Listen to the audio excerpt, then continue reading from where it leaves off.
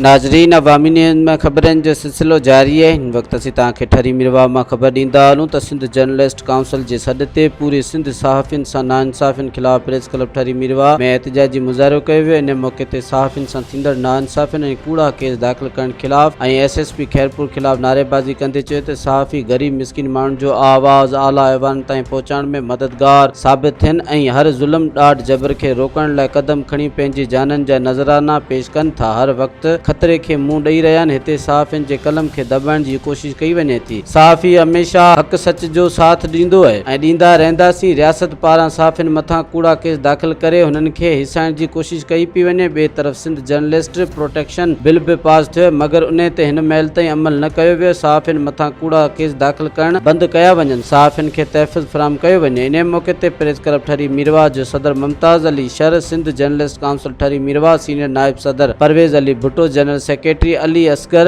दस्ती मोहम्मद यूनस खासकेली ऐं ॿियनि पिण शिरकत कई है। मज़ीद खबरों और तफसीलात के लिए विजिट करें हमारी वेबसाइट www.awamiNewsHD.com।